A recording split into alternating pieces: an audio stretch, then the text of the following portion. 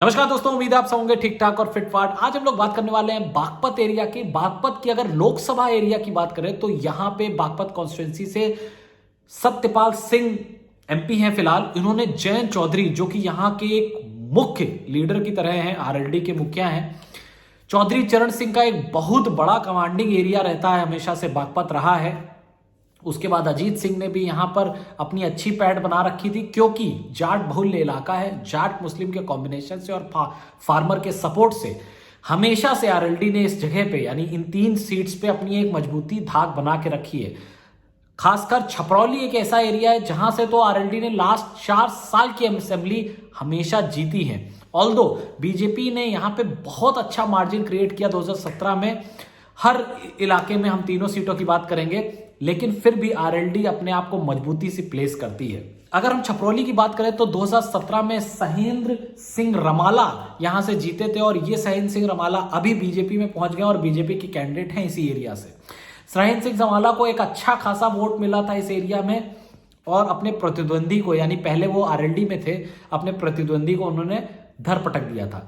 Interestingly अगर इस पूरे एरिया का आप ये देखते हैं कि कौन कौन से पार्टीज ने अपनी बहुमत बचाई है लास्ट 20 साल के फेज में बात करें तो आरएलडी मुख्यतः हमेशा से मजबूत रही है। इनफैक्ट 2002 में जब उनका एक वर्चस्व था इस एरिया में तो उन्होंने 75% तक की ऑलमोस्ट कैप्चर कर लिया था वोट बैंक में। लेकिन कंसिस्टेंटली आरएलडी यहां रही है। इस बार वापस एक माहौल है, और मुझे ये लगता है कि इस जगह से वापस आरएलडी को सीट मिल जाएगी, क्योंकि वापस एक माहौल है जाटों का और स्पेशली मुस्लिम्स का एक गठबंधन बनता दिख रहा है एसपी और आरएलडी के कॉम्बिनेशन के साथ। और ये जो कृषि कानून की पृष्ठभूमि रही, ये सब मिलाकर के तय कर देता है कि भाई यहां से तो आरएलडी की सीट आने वाली है। और आरएलडी से इस समय अजय कुमार को रखा गया है। पहले सीट चेंज की गई थी, फिर 17 जनवरी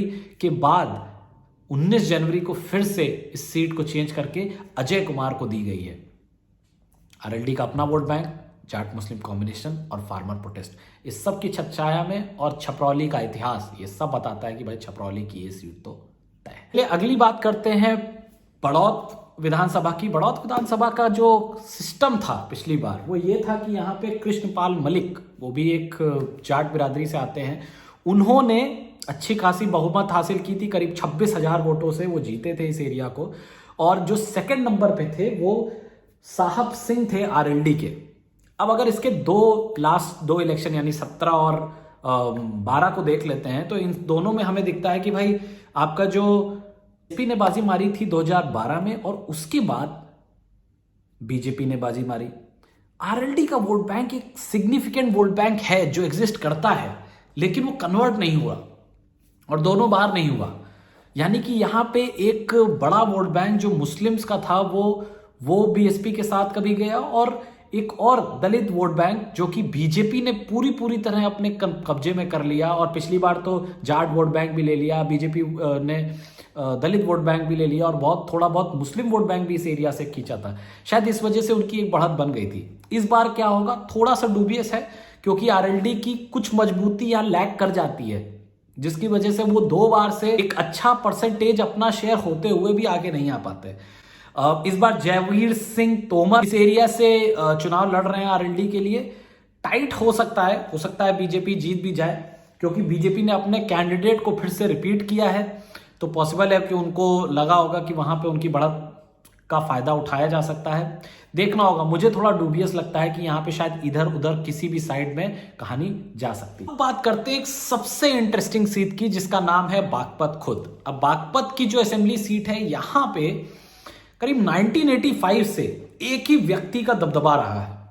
यानी चौधरी चरण सिंह के जमाने से, इनकी शुरुआती जमाने से एक ही व्यक्ति का दबदबा रहा है, और उनका नाम है कौकाब हामिद खान। 1985 से कभी कदार हारे, लेकिन हर बार जीत उन्होंने मारी है। ऑलमोस्ट हर बार, 1-2 बार हारे भी हैं, जीत मानी है उन्होंने इस सीट से।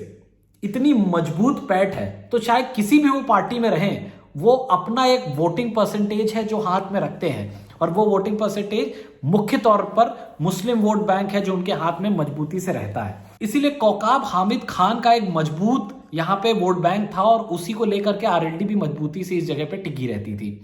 2012 में आरएलडी हार गई और बीएसपी का कैंडिडेट वहां से जीत गए। इसको देखते हुए कोकाब साहब के बेटे 2017 में बीएसपी में जाकर के इलेक्शन लड़ने पहुंच गए।